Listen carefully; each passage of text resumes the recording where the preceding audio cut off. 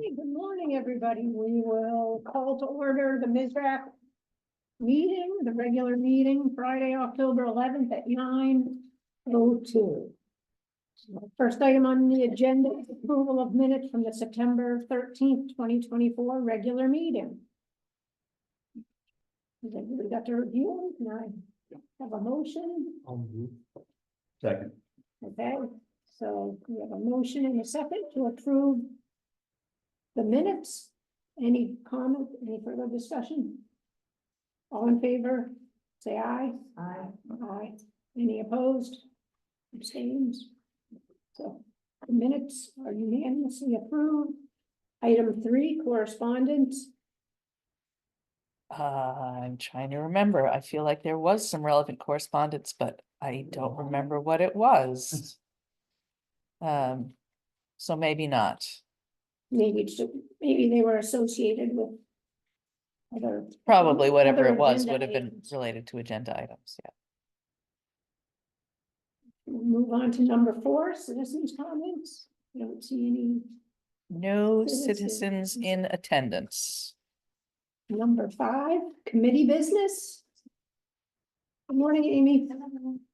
And this is where it gets exciting because we get to start to talk about the Connecticut CIF grant. Woohoo! $4,047,484. All right. Great work going after them and staying on them and being a bulldog. And It was going to be catastrophic face. for the people involved if I did not get this. I just wanted to get rid of you. Maybe. I think you might be one of the best grant writers in the state. Well, I'll give you that. I'm sure there's plenty of people who've gotten more grant money in than I have, but I have been riding the hot hand and I will continue to do so as long as I'm able. So yeah,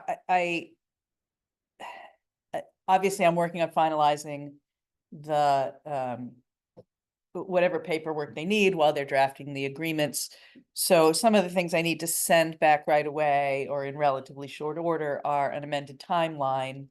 And I have what I proposed to them, but I just want to get you guys' eyes and input on this, obviously, particularly you, Janet, because there's a lot of engineering involved here, just to get the order of action down. I think I'm probably close. Yeah, I noticed one of the documents you shared with us was that PowerPoint presentation of all the steps you had to do, and it said, you are here. And I don't know if you guys looked at it, but we're like way early because you need all these bond commission. Well, the bond resolutions. commission is out of our control. That's when the state meets, but I believe they are meeting this month. So I am hoping that we are going to have this contract executed by the end of the year. Okay. That seems reasonable to me, but obviously we know what happened with the sidewalk contract. That took over a year to finalize. Now, we have different standards here. We are in control of all the related properties. There's only one little aspect that requires anything from state DOT, which is the sidewalks after they pass up Main Street and go up Riverside to the north a little ways. And that doesn't necessarily need to be resolved at the beginning. So anyway, so this is where I had it. Okay, so this was part of the grant This is how it is in the grant application. So you'll notice that this isn't like starting in March, starting in April, because it was too specific the last time I sent it in. So I just broke it down like this. But you guys can tell me if you think this is reasonable, and to let me know when you want me to scroll. Almost everything is on here. In fact, So 3. there we go. I was gonna ask about the use of proceeds, like, do you have to submit a use of proceeds in advance to get the grant? So this is something I'm going to be undoubtedly negotiating with DECD. Technically, DECD grants are reimbursement grants, which means we need to spend the money and then get it back. But when we had the $200,000 bar grant, or whatever that was, the $180,000 bar grant, that was, I would submit our invoices they would send, And that's because we didn't have cash on hand, but that's not their standard agreement, so that has to be established. I'm confident they will establish, obviously. They know as well as we do that we have put no match funding on this table. All of our leveraged funds are funds that we received from other things, for elements of the projects that are either already ongoing or completed. So I don't expect that'll be a hurdle. But the actual answer to your question is they intend for these to be reimbursement grants. I don't know how they managed to justify that when it's going to the poorest communities in the state, but whatever. That's not my. Purpose of the grant. Fund it. I meant it in a very positive way. I was just curious, out of my own ignorance, I didn't No, know. it's a It's a it's a good totally fair question. question. Because it's something I have to keep in mind as the agreement gets drafted. I'm trying to raise 300 million a year for a project. I have to tell them to the dollar what I want to do with it before I can get. Which we've also done. Yeah. You know, there are contingencies built in here. But anyway, so what we're looking at right now is timeline. So it's broken down into the 3 project components: Main Street roadway and sidewalk, 65 Main renovation, and the Veterans Parks. And that's also presented in order of relative complexity. So engineers, architects, looking at this, what do we think here? Yeah, I think it would be useful. I mean, this is like a chart giving quarters, but I think we also need to mirror in, like, what's to be done, like how many consultants, how many design contracts are there under each one of those 3? How many construction contracts are there under each one of those 3s? I think if I saw it more laid out like that, then I could maybe assign the time. So that is a little bit in the budget detail, but the way the budget detail is for their purposes presented, it's not the easiest thing to follow because it's broken down for each project, hard costs, soft costs, demo. So it's not like you can look at the whole project cost here, but we do have that as well. That is part of what I sent. Well, maybe we can just talk about it. Joanne Paul is on the phone. She said she's trying to get into the meeting. The link isn't working. She said she texted you, Tara. Okay, let me, Have better cell phone. well, she can't have texted me. She doesn't have my personal number. Well, maybe she did. She does.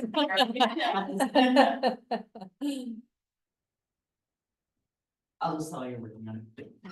Thanks, Gail. You're welcome. Okay. Yes, we have a quorum, so I wonder if Bernie's having that same problem. Okay, so she can't make it in person, she can't get in. I can try to send her the link again. I can email the link again, Can I get from the agenda? maybe. See, it happens everywhere. I think. All right, so I'm Okay. gonna stop share for a minute. I'm gonna go to my email and let's see, copy invitation, copy. It's gonna bring me to my personal, I think. Yeah, that's my personal. Let's go to this one.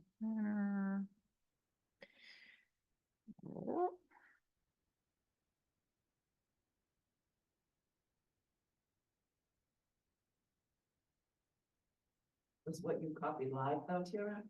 What I just copied was the, stop it. Was right off the, but I always make them live before I send them, which I think is a thing that happens.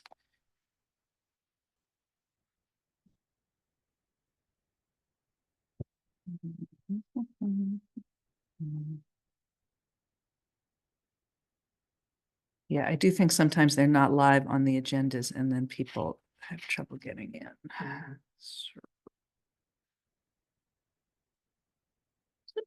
Okay, hopefully they'll come in now. So maybe if we can talk about the 3 components and what we understand is like the number of construction contracts and which would then lead into how many designs do we need and how many construction contracts. Yes, okay. So for Main Street, to the best of my knowledge, I mean, let's say the design is 80 or 90% complete. We have 90% drawings. 90% drawings, Yep. okay, and that was Freeman, so we do not need a design contract for that. But under construction, I mean, we might need like a construction I don't know if that was in their agreement. is. So they're already on board No, for, oh, no, they're not already on board, but they did build in the cost for it. okay, So in the town's agreement, when we signed an agreement, do we know if, I don't believe that they have been automatically okay, assumed. I think we are assuming that we are going out to bid for construct, for construction administration. okay. Hello, Hi, Joanne. hello. We can hear you. Hi, Joanne. Maybe she can't hear us. I will chat to her that we can hear her. It'd be more convenient if we didn't. Well, I mean, we did waive it, I think, for the sidewalks.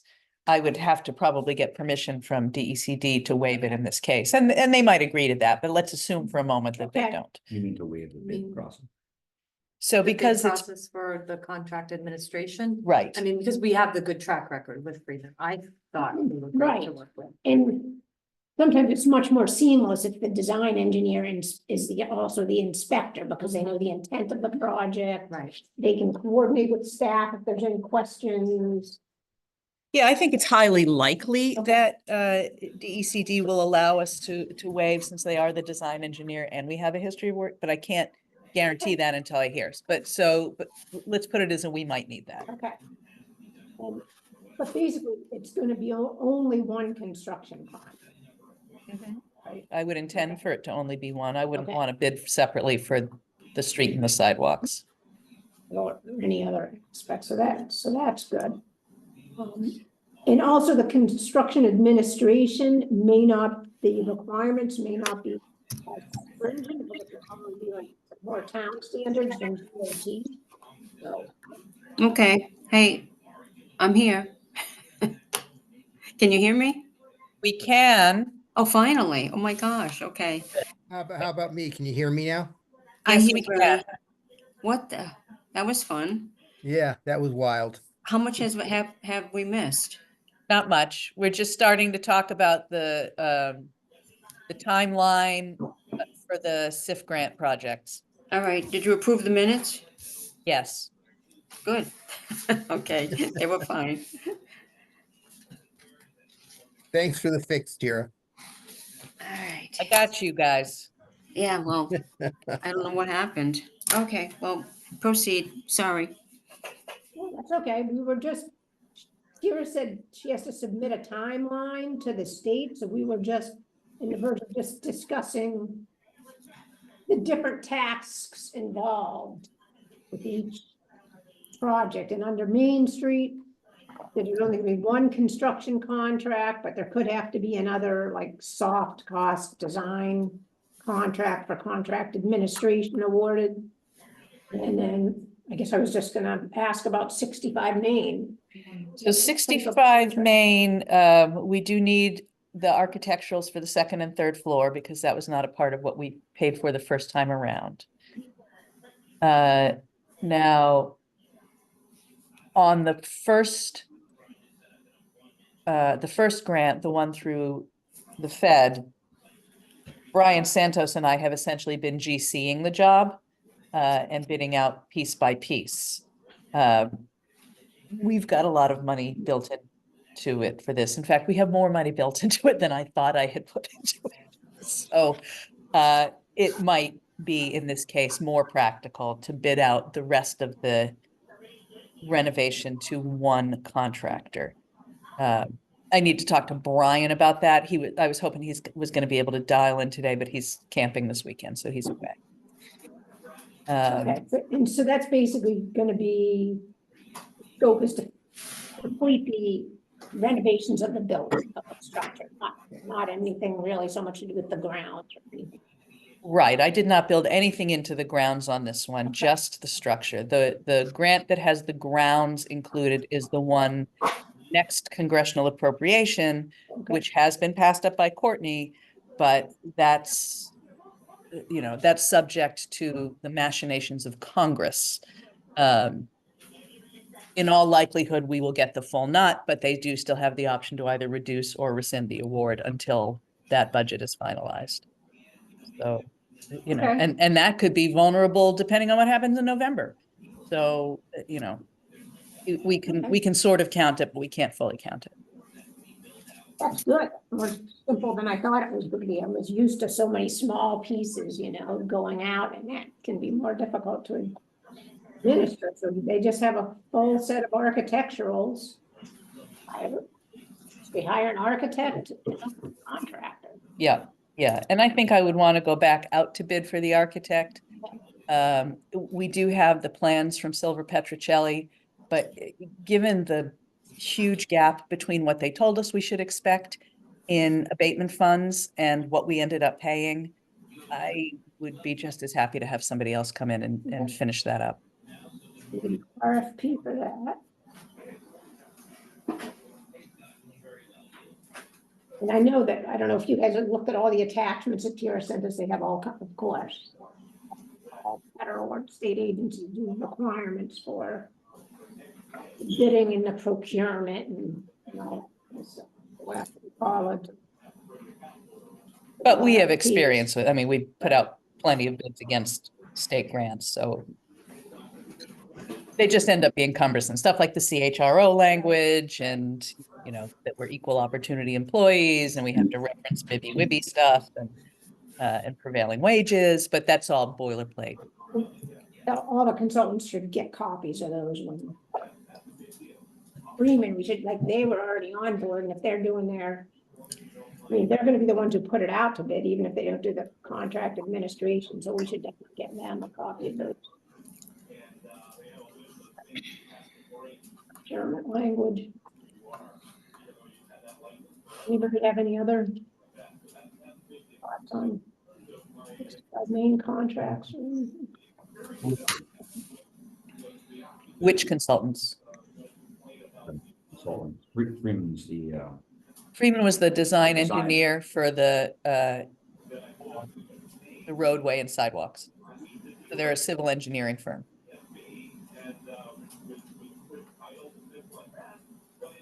So Swanson Park. Is that? I guess needs to be designed by like a landscape architect, and are we gonna give them a preliminary? Is that what we assume? Or we're not- Yes, and I will say that I was just looking at my budget. It looks like I did not build in design costs for Swanson Park, but I built in a lot for 65 and we have contingency costs. So I think we can probably make that happen. Also, if if worst comes to worst, we can pull money away from the Monument Island in front of the mill, because that's literally the last piece of this. I thought we already had our design worked out for the park. We have concepts done by our friend Steve Lewis, and we do have some surveying that was done by Janet, but we don't have a full construction plan. I mean, it's not going to be as complicated as sidewalks, but it still needs a plan. Okay. To specify whatever, all the different components, which are the raising the monuments, moving the monuments, bases, pavers, you know, all that. Okay, so actually, so in that, so then presumably if we have a professionally done set of plans, that could also be one construction. Oh, yes. Okay, so, I mean, the only thing that might be different there is the actual monuments themselves, because that is kind of a specialty thing. And we met with the gentleman, I can't remember, what is that? Mercier Monuments? Is that the one that you, I think so.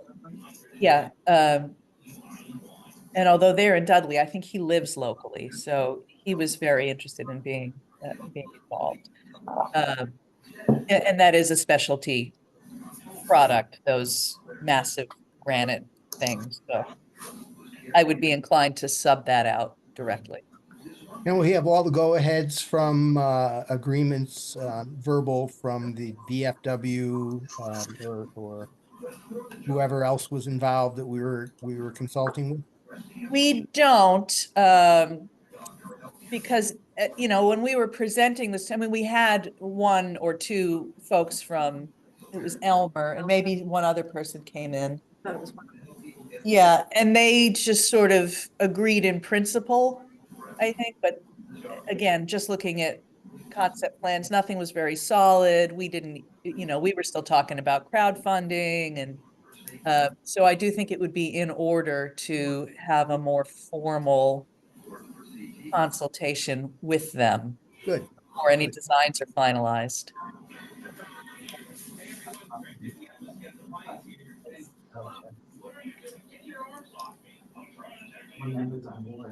And who's in charge at the Legion? Yeah.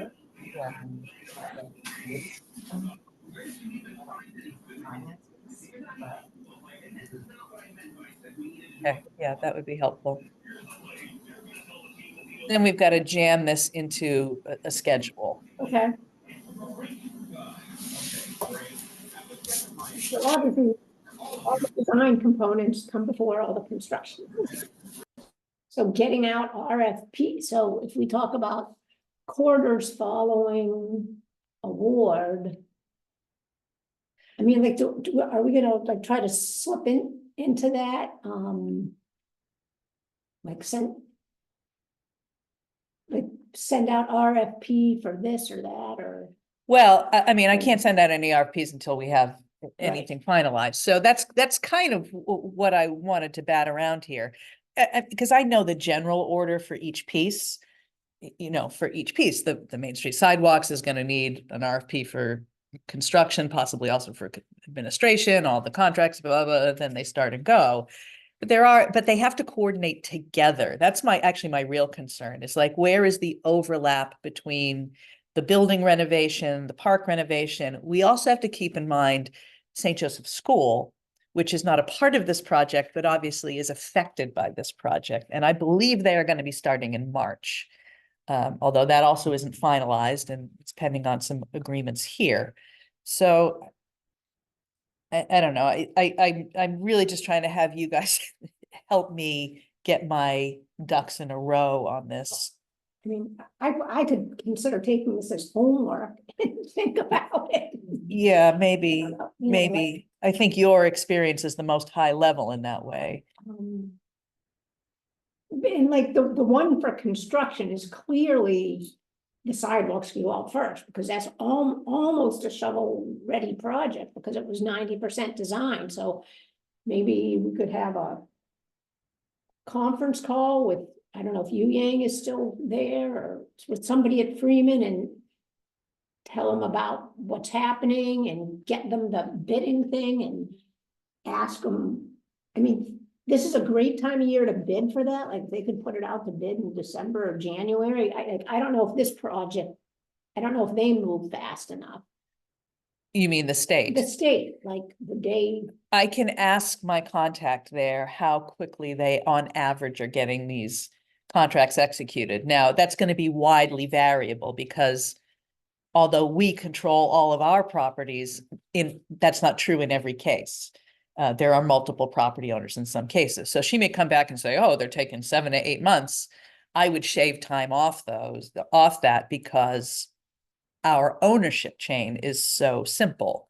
But I had actually sent back some comments to Melinda Wilson, is the director for this program at DECD.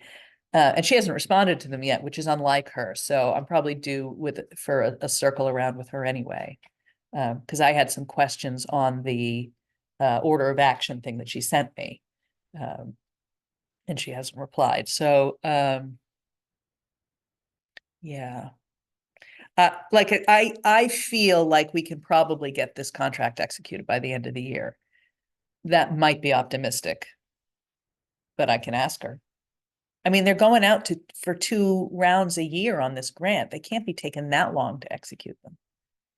Well, that would be an interesting thing to find out, so, because it's gonna be, the costs will be better. I mean, you know what happened with the train wreck project, and Putnam had another similar project where you're only getting one bidder and you're not can't even do the work because you're so busy. So the sooner that Main Street, like if Main Street could be put out to bid in January or February, it would mean a huge difference than if we had to wait till April or May. I can certainly ask DECD if they would consider it proper for us to go out to bid before the contract is finalized. You know, even if it doesn't come in by the end of the year, because we know we're gonna do it. We know the money is coming. It's just a matter of when, and we can't start any work that is gonna be funded by the grant. Right, I can't pay any bills off the grant until the contract is finalized. That is true. So that would be where our pressure point would be, like, we get contracts signed, and then what? We have to push off 2 months, 3 months, 4 months. You would anyhow for weather, so that's the good thing, like you would just like hopefully line up a contractor, the low bid process with, and the notice to proceed wouldn't be issued until April or May or something, you know, weather. Next construction season. Which as long as it happens by April or May, I'm fine with. My concern is, and again, this was going back to the sidewalks, but that was more complex because we had the state, the railroad, like we had so many other things involved there. I don't feel like this one has that many moving parts. There is going to be right of way for the state with the end of the Main Street sidewalks. But they could apply for that. That's just a simple encroachment permit. So Okay. Freeman can, again, like, if we had a conversation with them and said, this is a real project now. Get your encroachment permit for that couple 100 feet. Like, they could definitely do that. Okay. That's All not, right. that's not. So it sounds like I should start with clarifying those things with the state, which I kind of knew anyway, but then getting Yu Yang back involved Right, pretty much immediately. right. Okay, I can do that. And even discuss the scope of the contract admin, because that could be a place of save and $100,000 or something if you didn't. You know, the DOT's percent of construction that they allocate to contract administration is way higher than like most municipalities or private entities would do, so I don't know. Yeah, there's a lot in contingency in that. It's oh, where are they? But then construction prices have also gone up. since Yeah, they- it's almost $400,000 in contingency. So.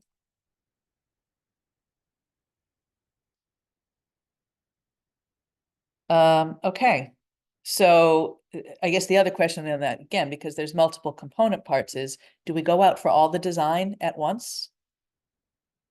There's really only gonna be 2 design contracts, architect for 65 Main Oh, and that's true. landscape architect for Swanton, so I don't think it's unreasonable to have RFPs out for those 2 at the same time. I guess I was lumping in my head the design with the construction administration. Right, but we may or may not have to go out to bid for that. But yeah, I would think that that would make sense. So I didn't include, as I said before, design costs for Swanson Park. So I'd need to have a ballpark so that I'd know what I would have to shift around in here.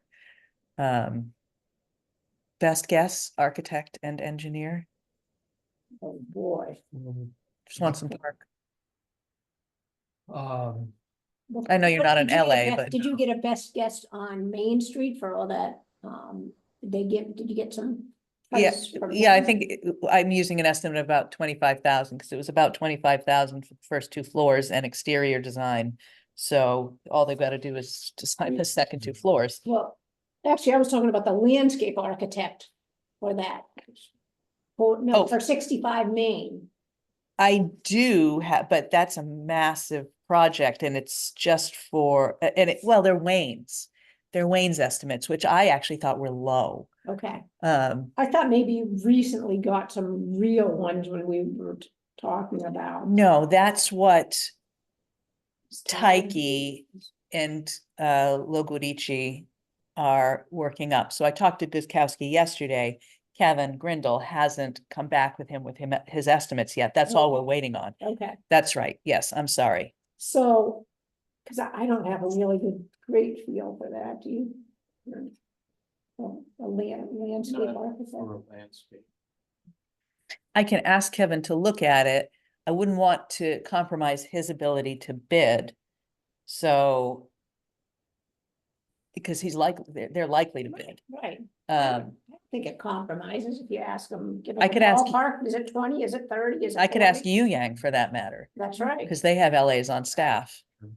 And both of those guys are already involved.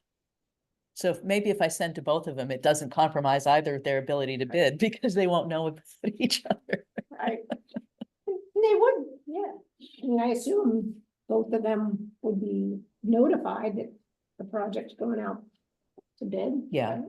Yeah, so I will, when I contact Yu Yang and when I hear back from Kevin, I will ask each of them just to put eyes on those concept drawings and just give me a ballpark. Sounds great. Okay. Sort of unrelated, but possibly a good time to mention. When you brought up St. Joe's a few minutes ago and keeping them in mind, it brought to mind the condition of the pavers around the library. And I'm wondering if we might somehow work. It's not a huge job. There's just a lot of broken pavers that need to be replaced. I'm wondering if we could maybe work that in as well. Interestingly, we do have actual estimates for that because ECCD was going to replace them under a grant that they had, but we couldn't coordinate with the library in time before their funding deadline came up. But I can ask Dan Mullins certainly what those costs were. Now that is definitely not included in the scope of this project. It doesn't mean I couldn't get it added, but I would say that would start to get a little squirrely. Yeah. If you're saying they have pricing for complete replacement, I don't think, my take is that's not even remotely necessary. I think it's a repair. Pop out bad ones and replace them. It was more than that in their case because it was to install permeable pavers where they are not now. And the complicating factor there was that the library was having an underground storage tank removed in that exact vicinity. Uh-huh. So it would be more than just a patch. It would be a total replace, whether it's done according to their specs or not. Gotcha.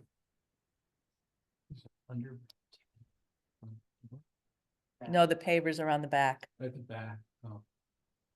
Yeah, on the Main Street side. Yeah, so it's not impossible that we could fold it in as an extension of the Main Street work. It is mission creep, but it is definitely related.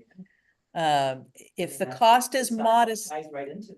if the cost is modest enough and we are judicious, it is not impossible that I can get that approved to add to the scope. But now we've got two things that weren't described in the original that I would be asking to add to the scope. Clearly related. Yeah, but I think you're talking a big number if they've got to dig up a tank under those pavers. But we're not talking about paying for the tank. The tank is already being handled. Yep, it's already Oh, out. okay. Oh, it is already out? Yep. I didn't even know it was already out. So it's already been removed. So without disturbing the pavers? I'm pretty sure those pavers were disturbed. There might have been a few, but the tank itself was in the grassy area. Right. Wasn't Oh, okay, underneath so the- that would be- Wasn't underneath. Well, the well, then pavement. let's just talk repairing the pavers and be done with it. Okay, so I'll get from Dan what their project costs were, And scope. and scope, yeah. And it's definitely, yeah, that sidewalk leads right there. And the other thing that I realize it's good about if Main Street, I mean, goes out to bid, then we're gonna have those numbers, because that's the biggest number in this grant. So maybe we should wait until the Main Street construction cost comes in before putting things out to bid for Swanson or something, just in case things go over. Putting out the RFP, I don't know. It's just a thought. Visually, there's a wall there, right, when you're between the sidewalk. and- Well, it's like a, That's where the it's like a little slope and then, yeah, and the reason that E ECCD was gonna put in the permeable pavers is because there's runoff from the road. Mm. So instead of having it sheet off, it would infiltrate. That was the entire purpose of that, was to improve the quality of runoff that gets to the river. You know, maybe we can sell that as a change order. I just wouldn't want to do anything to jeopardize, mess up the whole Main Street sidewalk paving end of it, though. Oh, yeah, you know, if I go to DECD and they say, go no further, we're going no further.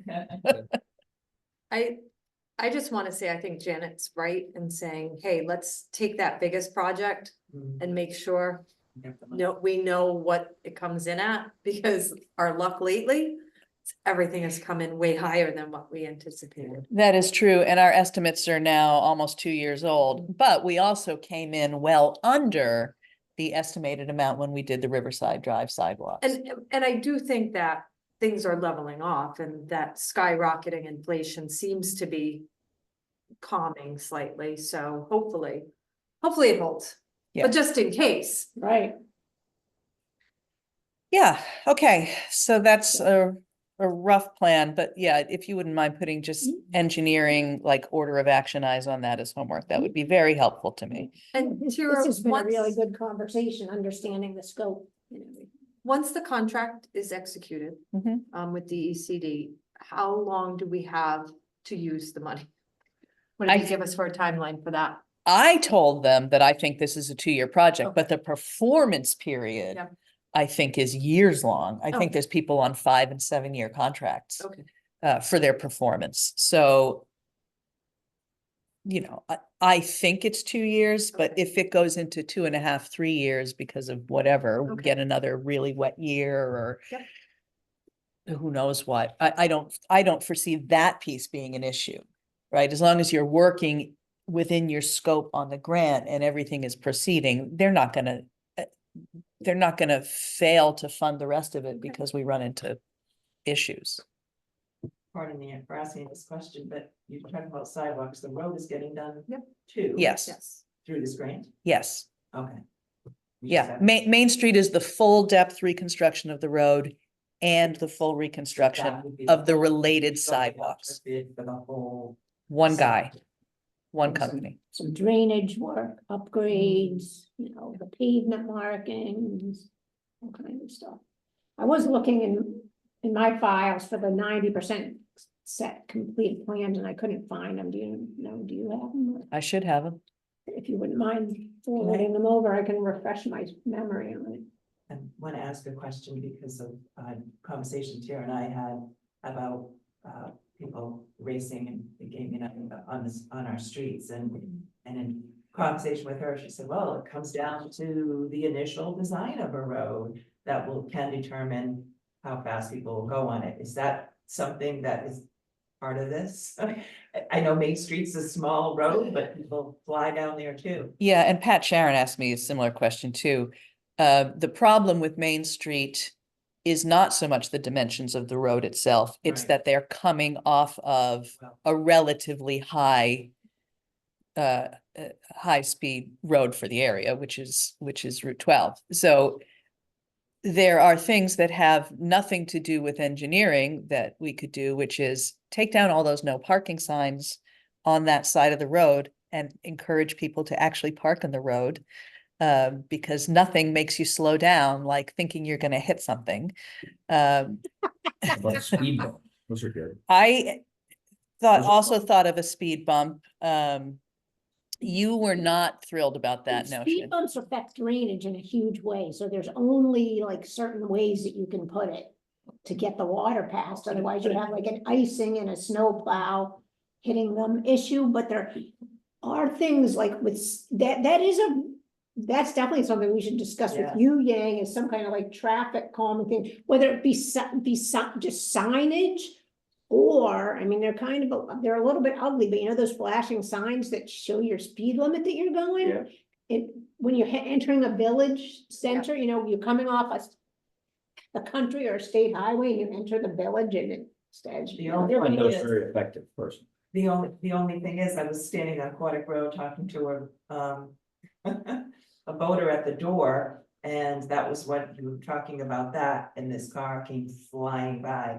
And I said, oh, he said, yeah, we have one of those right there, and people Yeah. look at it to judge how fast they can go.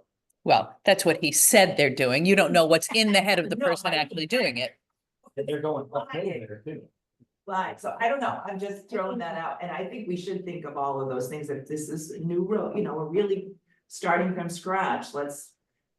Try to head off some issues. Right, I mean, and there's even signage just for, you know, a village area or dense habitation.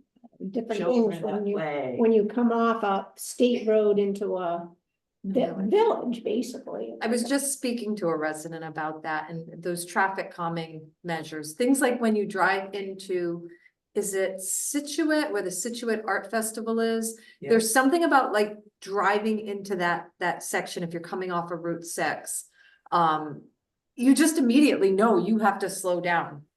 And if it's the signs that say that police are monitoring, granted, we don't have a police department.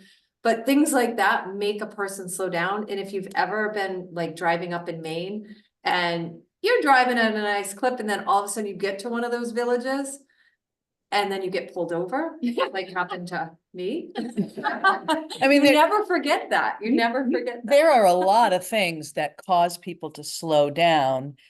Perceived obstacles Yeah. is one of them, right? So cars actually parking. parking Yeah. on the street.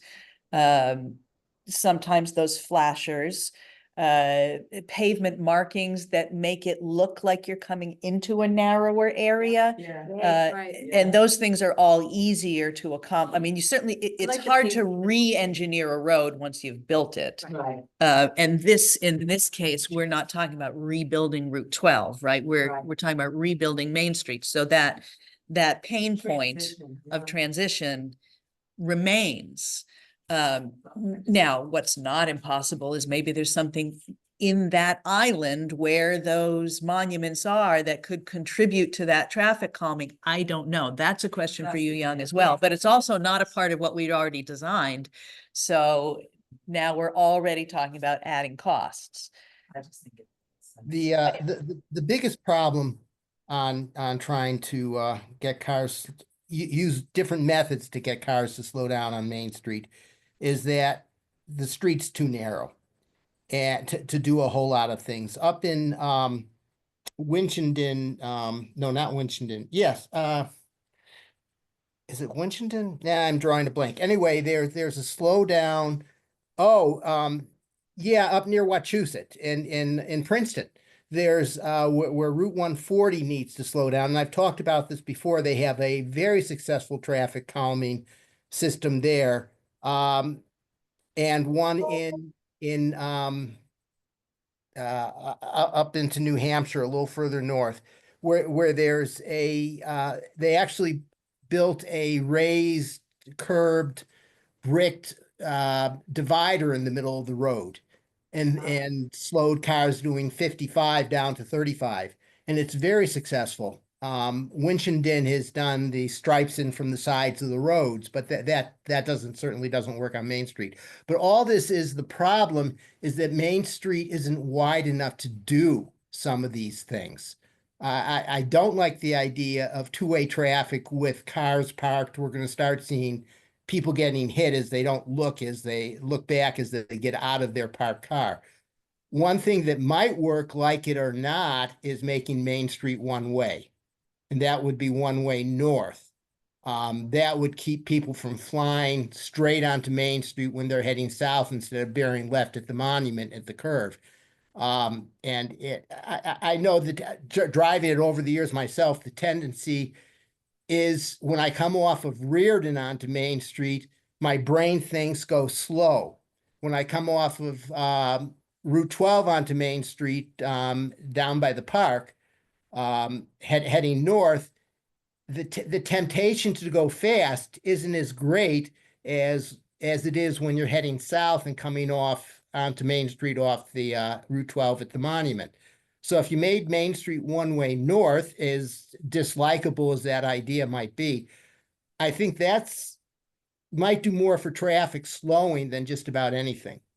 So I don't disagree with you in principle, Bernie, but I think the only way we could physically accomplish making Main Street one-way north is to redesign that entire island so that people no longer have the option, because now you've got people who for decades have had a traffic, I don't even think a do not enter sign with those is gonna, I think you would run into more problems there. So again, now we're getting away from scope.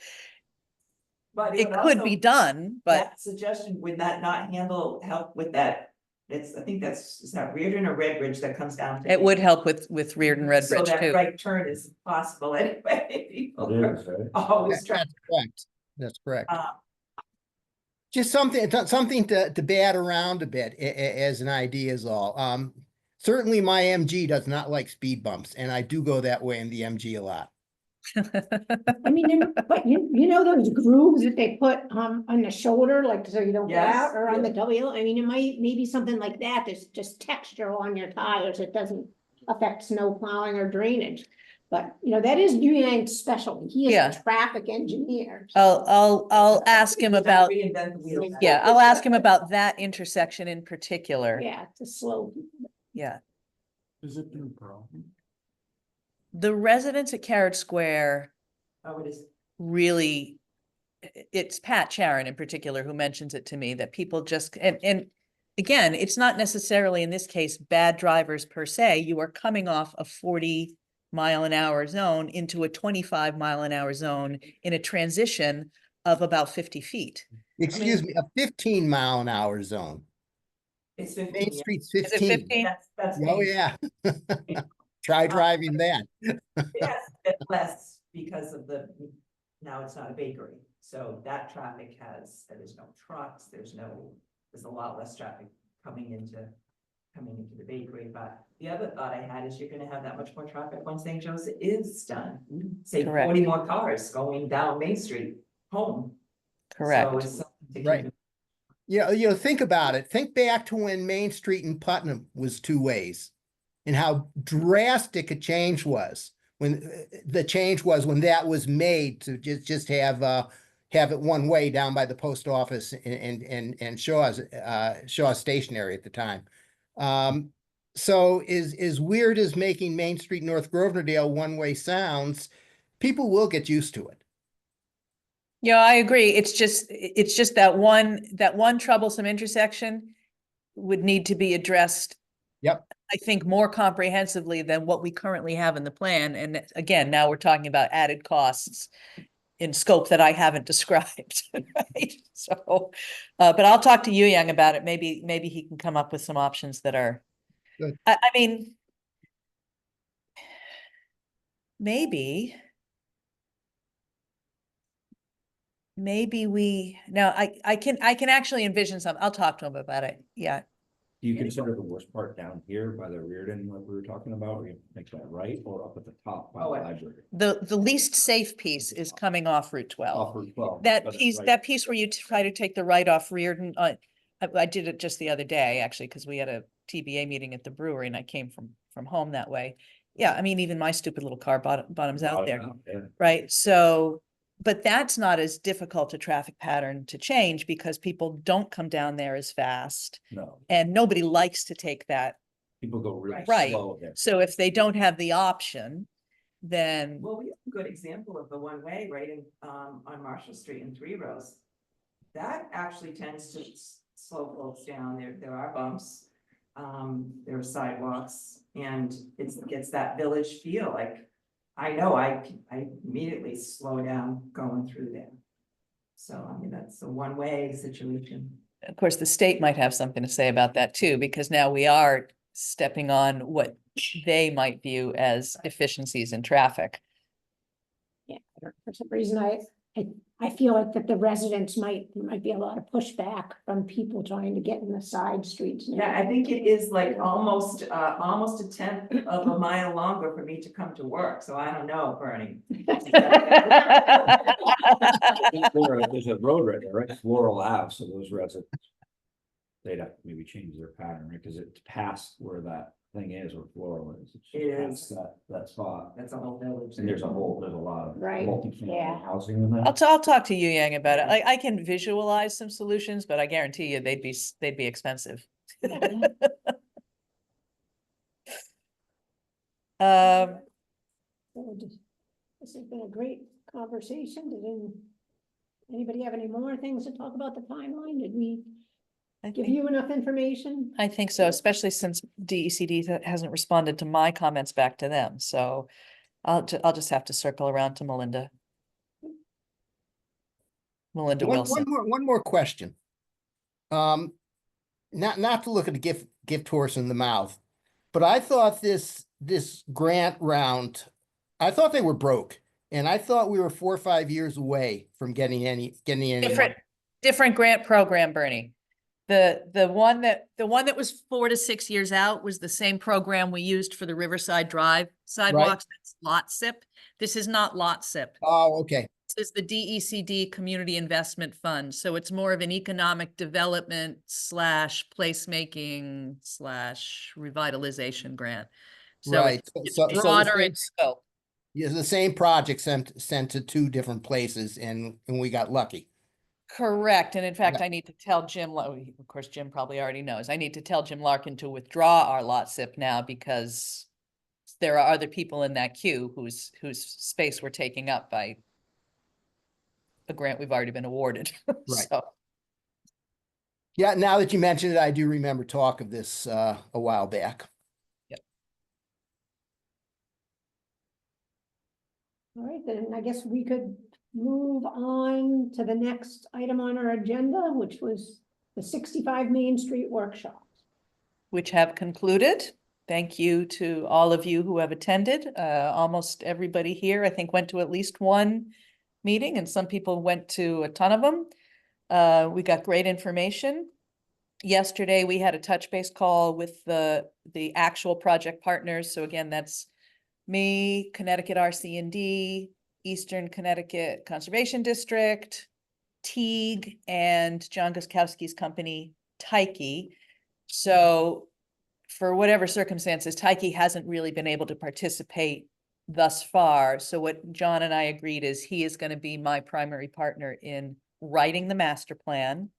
They are going to hire the design, the landscape architect, and they're going to subcontract that out to Kevin Grindel's company, which I cannot pronounce, Logudici and something. And Janet to do the final survey for the landscaping. So that'll expend the rest of the planning money that last 6 months. I'm in contact with the Connecticut Small Business Development Center to work on the business plan, and she was on that partners call yesterday. So she and I are going back and forth about things like, what are the legal requirements to form a cooperative? Is it really going to be a membership cooperative? How do you solicit your board members? And she's been giving some really high level advice. I'm very pleased to have hooked up with that.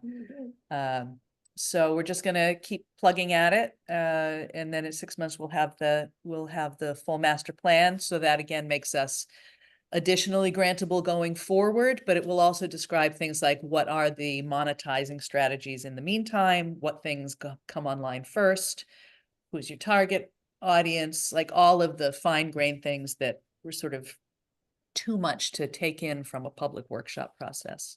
So yes, it continues to be a high quality project that has taken on a life of its own.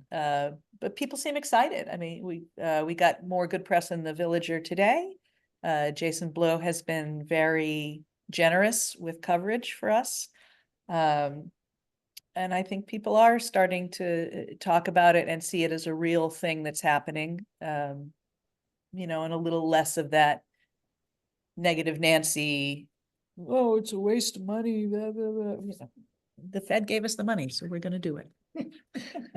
Always take free money.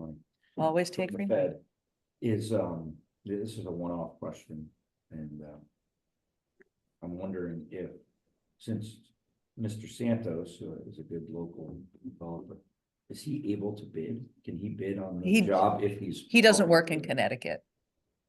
No, I know, he works in Boston, but I'm saying, is he able, because I'm just saying like a local guy, is he able to bid on the construction job, or he's not? For his No, firm? he literally doesn't work in Connecticut. Like Oh, they can't work they do together. not They do do work not in work. Connecticut. That's one of the reasons he is able Able to advise. do the things that he does for us, Oh, yes. Does like bigger projects. If I They understand. build big municipal buildings like schools, firehouses, multi-million dollar municipal facilities. They do work for the city of Cambridge. They do work on Martha's Vineyard. Um, yeah, we would not be within their scope. It's too small. Too, Yeah. essentially, Yeah. yes, too small for him. I was thinking desserts. Okay. Well, he's GCing it with me, so, Perfect. so He's, he's, his input's there. yes. Perfect. It's a good report, so we can move on to the ongoing committee business of the River Mill and 630 Riverside Drive. Any So- updates? So we did get yet another extension through the end of the year from DECD. With the implication that, well, everybody here knows that that prevailing wage thing has screwed everybody up. DECD is actively working on this with Department of Labor and the Brownfield Working Group, which is different than the Brownfield Land Bank that I'm on. That's a separate sort of committee, for lack of a better term. Because Benew's latest extension goes through the end of the year, I'm reading between the lines to say that I think that they will come to that resolution by the end of the year. And the main thing that has been suggested by the Brownfield Working Group, as I understand it, and Wayne describes this much better than I do, is essentially to make Connecticut's brownfield grants look exactly the same as the EPA's brownfield grants, which is all anybody wants. The public money, the prevailing wages apply. Once the public money is expended, the private funds are not so burdened. Now, there are other reasons the private funds may become burdened if they get HUD tax credits, but that's not our issue, right? So our issue as a state is saying, here's the clean line between the public funding and the private funding, because the risk involved in the brownfield projects is such that every developer involved in one of these essentially put up the same hullabaloo. So the other piece of that is we are redrafting the agreement no longer as a pass-through to the developer. The town will be the grantee and will be contracting the cleanup, which is the other way to sort of create the bright line. And Gumpert and his attorney have that. Our attorney's seen it, but Ken says he needs Pam to get back to them on that. But everybody that was their suggestion. That was because they did that in, I think, Hebron or Haddam or someplace else where they've got another mill. And that was the thing that sort of created the bright line, was moving from a pass-through to a direct award to the municipality. So, The award, though, does not cover all of the expenses that we'll take to clean up, right? no. So the issue will still kind of be there. The issue will still kind of be there possibly for the cleanup aspect. So I think the overall, off the top of my head, I think it's roughly $10 million in cleanup, and we have a $2 million award. Right. So it is highly likely that even if we can create the bright line between the cleanup and the construction, that the state will still require that all of the cleanup have prevailing wages apply. That I think we can work with. And that was sort of implied by Pam and John as well. So it's really, once you move to the vertical, sense. yeah, once you move to the vertical construction, that it Right. was, because you're talking about over $100 million of work over there. And if you're then adding 15 to 20% to all of your costs, your estimated costs, now you've got a problem. So, So just to recap, the 10 million is just for on the cleanup side. Now Correct. Is that a ballpark? No, I mean, it's not a number to take. that's off the top of my head from when we submitted the grant, so I could be off a couple of million in either direction, So but there was an actual yes, study yes, done that yes, and will Wayne, cost this much. and Wayne prepared that, so that's why I don't know it Yeah, that's as well fine. off the top of my head. But it's quite substantially more. It's more. Yeah, it's definitely more. Here, an $8 million. difference. Right, but the 2 million isn't chump change, that'll go. Well, we wouldn't have, Go. well. I mean, did we submit that application or? The municipalities on those brownfield grants have to be the lead. A private entity can't submit that grant. So what they were doing for a while, because what the state wants is all these public-private partnerships, is they were constructing them as pass-throughs. In other words, Yeah. the municipality receives the award, but immediately funnels the dollars to the private developer to pay the contractors. So now when, as not a pass-through, the developer comes off of that chain of finance, and the town would pay, let's assume it's Wayne, which I believe it probably will be, pays the LEP to coordinate the cleanup directly as opposed to being under contract to the developer. So it's, it's just moving stuff around. Hopefully that means it'll get done sooner rather than later. Yes, well, see. It's already later. I've learned a lot about being patient. Anything with 6:30? Yes, I had a con call just this week Wow. with Advanced CT. Oh, no, the con call was with Eversource. Advanced CT set us up. So they did accept 6:30 to be an investment-ready certified site on their web page, on their page on the Advanced CT website. They have little marketing people essentially creating the e-brochure for the site now, which is why it's not up there yet. As a part of those conversations, this gentleman, Aaron Smith with Advanced CT, had set me up to talk to Eversource about the potential for geothermal on the site, which I didn't quite understand fully why they were so hot and heavy on this until I had the conversation with Eversource. So Eversource has already done a pilot project in Framingham in a large block area to create essentially a geothermal network in a however many block radius. Because they want to know how it scales as a decarbonization strategy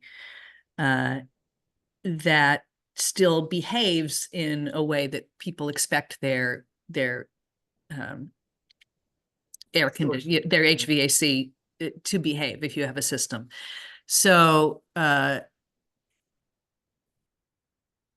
what he said to me was they really like Thompson for this pilot because we kind of fulfill the perfect circumstances in that we are never going to have a natural gas utility, right? We already know from the conversations we had with J.M. Dean and Jason that, $2 million to pull a line less than a mile, a half a mile from the Putnam line, $2 million buy-in for developers isn't going to be feasible. And to get it any further from that is absolutely impossible. But these systems do behave very much like a gas utility in that, they have a similar kind of pipeline delivery. It's a closed water system that gets conditioned by the ambient temperature of the earth at a certain depth. And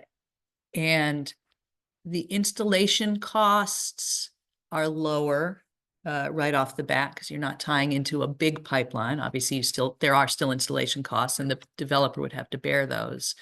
But the costs post-installation for the users are much better than propane or oil. They're not necessarily better than natural gas, but that's why they want communities where natural gas isn't the option, because it becomes a decarbonizing option, which is significantly lower in cost than the carbonized option. So Also the credit Mass has a much more sophisticated credit. Massachusetts has a lot more sophisticated, lots of things. And that was something we talked about. And that's part of But you tell me who you think is giving them a little pushback. Eversource, who's giving Eversource the pushback? Based on many of our recent conversations. Department of Labor. Pura. Oh, Pura doesn't necessarily understand it. And they don't perhaps know how they get a piece of it. So that's where Eversource is in trying to negotiate the ability for a pilot. But as a part of that certified sites thing, one of the things we can say is, you know, has high potential for geothermal system. And then all of those pieces make it easier for everybody else. It makes it easier for Eversource to go and say, we've got a target site. And so they're, in particular, that site, they're interested. we, Eversource. as of this moment, yes. Oh, Yeah, doesn't mean they don't have others. right. But we do fit their criteria for a good site pretty well, especially anything that comes in there that's got some density, right? And like the concepts we saw for townhomes with some street side, you know, neighborhood scale commercial, right? So you want multiple units that can benefit. You can also connect into that line. So if it's successful, then the residences on that Route 12 strip could also potentially buy in. Obviously, costs would be associated, but it's reasonable to assume that there would be some offsets for those costs, similar to the way they've had offsets for weatherization and What is the theory to doing this, using heat pump technology to create hot water to pump hot water to houses? so it's the ambient temperature of the earth at a certain depth that Which is 50 condense the degrees, temperature. Huh? which is 50 degrees. Yeah. Yeah, I couldn't answer the rest of that question, Bernie, because, you know, I'm not on the tech side. I'm sure the gentleman I spoke to the other day could give you more of that technical detail. But they have it in an area right in downtown Framingham. He showed me the map. It connects to one of their municipal firehouses. And it's like a 4 or 5 city block radius, it looked like on that map, that they had connected maybe not all of the structures to, but many of the structures there. So it's a giant heat pump in effect is what it is. Yeah, I would say that's probably an accurate description. So Bernie, up in Massachusetts, what they're incentivizing, and they're really aggressive on this, is they're pushing for heat pumps everywhere at both the industrial municipal level and in people's homes. And they're offering significant credits if you will replace your furnace, for instance, on the residential side with the heat pumps, even though that they're like $20,000 or so. And Mass is pushing for all electrification generally as a strategy in the state, which I think is absurd, but that's okay.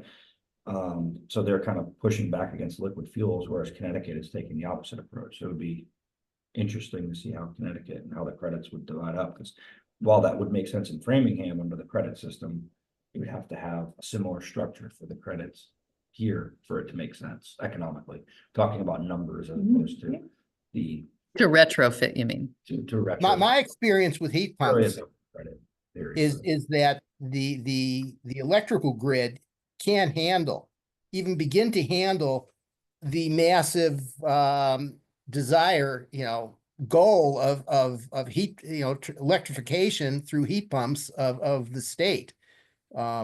Heat pumps, where I've seen it, the electric bills just skyrocket. because the people that are doing the legislation don't understand energy markets. So you have people over here who are political types that don't understand what they're talking about. And then you have people who are on the ground doing it that do understand. And the biofuels lobby is pushing against it. I have about a 50 to 70 page PowerPoint from one of the smartest guys I know, who happens to be in his 30s, that his family is involved in all this, and they're big up in Mass. I can forward it to you guys and you can understand how the credits look and stuff, if that helps you. But it helps kind of frame up the discussion and what the credits look like in Mass, for instance, versus Connecticut and New England states. I do agree with you 100% that the grid can't handle it. It's a complete disaster waiting to happen. Right. Okay. That's by people a lot smarter than me, not coming from my opinion, but from people much smarter than me that are in this business. Anyway, if they're willing to do it at the bottom of my street, I'm perfectly happy. Yeah, and if they can go into floodplain where some other things can't go, that would be even more of a bonus, you know? Yeah, well, Right, and it's for unique situations, right? We're not talking about doing this through statewide. I mean, it's in the community. no, that but doesn't have it access. would definitely be an asset for a brand new development, right, Right. which has few other Right. options. And And then minimal eventually, impact. yes, it could expand, but yeah. Maybe if it's a pilot programs, there is some incentives or something from Eversource themselves, not the government. Right. They do do that. So that's where we are with So- 6:30. Alrighty, then I think you- we, Or I don't know if you want to touch on the conversation, maybe not at this meeting yet, about the Spicer program, the conversation we had with him regarding. Well, yeah, so we went to the Spicer ribbon cutting the other day, for their office location in Putnam. So they've got their terminal, on Reardon. And, I was asking, Bill Cummings, who is their sort of, their exploration guy, Yeah, who's a very nice guy. It's just some broad questions, because, this is a topic that comes up, sometimes in planning and zoning meetings under comments, or when we're talking about regulations, or just randomly, oh, the industrial park, we zoned for that, and nobody uses it. I'm like, well, again, well-meaning people who located it where the land itself might have been vacant, but without that natural gas connection, there's a lot of things that don't really work in a large scale industrial park way, right? Also Rawson's graveling like hundreds of acres of it, so and it's still profitable for him. So there's nothing to really pull somebody in there. So I was asking Bill about the potential for using that terminal as a hub to pipe propane to, rather than necessarily having the tanks on site, to essentially like a natural gas utility for industrial users. He said it's possible that they've done it. He showed us the transmission, a sample of the transmission line that was in the back of. So as those parcels come up for sale, that might be an option we could work with Spicer on. Very theoretical conversation, but Isn't that for sale? Aren't those- well, they're commercial properties. So any commercial property is theoretically for sale if you get the right. No, that's fair, but isn't that operation over there kind of winding down a little bit? It kind of looks like Who, What? Spicer? Oh, the the gravelers. gravel, yeah. I think they have things, they're gonna be graveling there for at least 10 years. I'm just gonna say it because I have a strong opinion about it. Doing what they're doing over there on the gravel side is massively inefficient for what we could do over there as a town. Like we could make so much money there with the rail. You don't need natural gas because you could just run things right off the rail. You can have pipelines in the tanks and you could do a lot of really cool stuff there that wouldn't really require natural gas. The propane idea is fantastic, but what you want to do to support Spicer is to feed into their natural businesses, right? They have propane, so it's a wonderful idea. And that kind of stuff could definitely be done. The other part of it is, they're also a heating oil, and they could expand that way. And Blaine Oil used to be up in that kind of relatively inefficient spot up at the top, Yeah. near your house. that That would- wasn't Oh, a really? great spot, but they had the ability to Yeah. at least do it by rail. And that was with their whole business. That was their edge. They had rail cars and they did it. It's, I will say that Spicer said he looked into connecting with the rail, and there was some kind of barrier there, and I will not say that I remember what it was, but he did say that they were disappointed by that. I think it had something to do with their locale compared to where the siting was, but I can't it remember.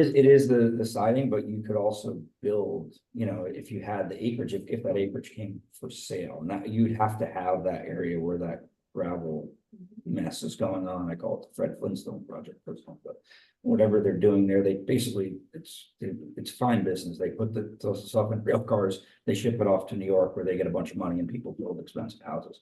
It doesn't really help us, you know, we could turn that into a, that alone could solve literally the tax problems for the town, just that one spot.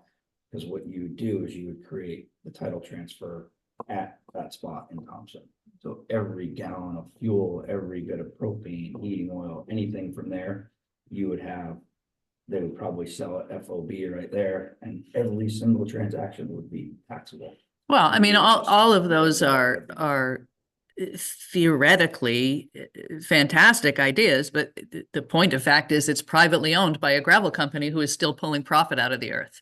Yeah. At some point, they will stop being profit, they will Justify doing it. With money, you'd have to come in, with real money, and say, we want to buy you out and Yeah. take this, go do that somewhere else, because it's a valuable spot.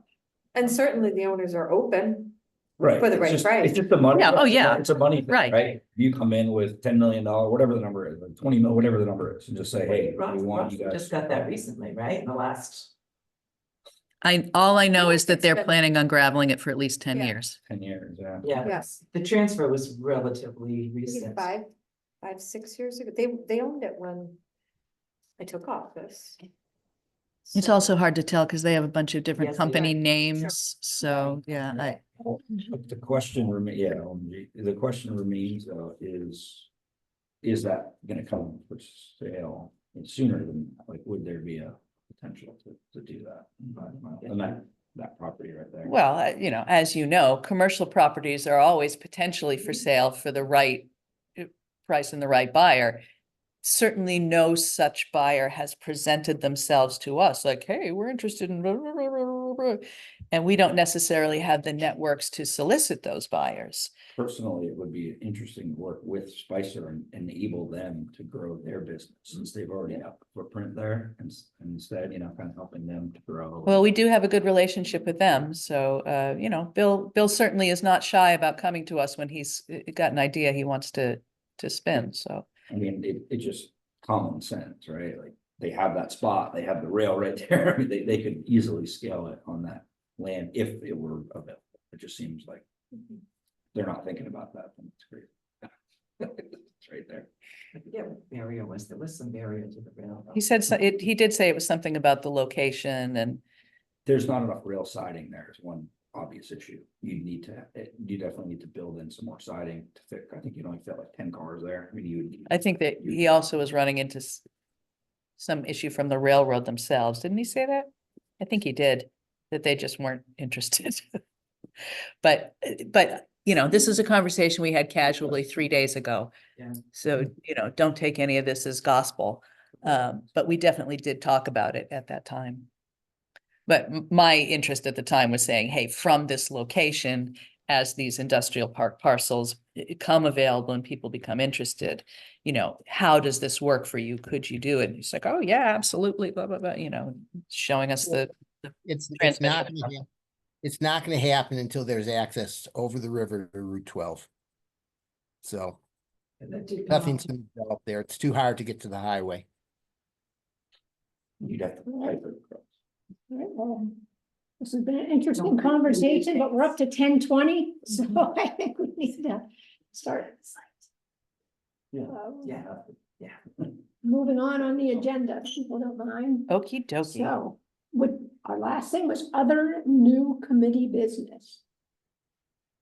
Which we have on every month in case we have any great ideas out there. Funny thing is, I think I did have something and it's just completely left my head. Silly. Welcome to my world. Oh, I well, know. when you think about it, email it to me and I'll put it on the agenda for the next month, right away. Okay. So you- Maybe I didn't. My head is so stuffed with stuff lately. Okay, then we have right before adjournment, we have another item called member comments.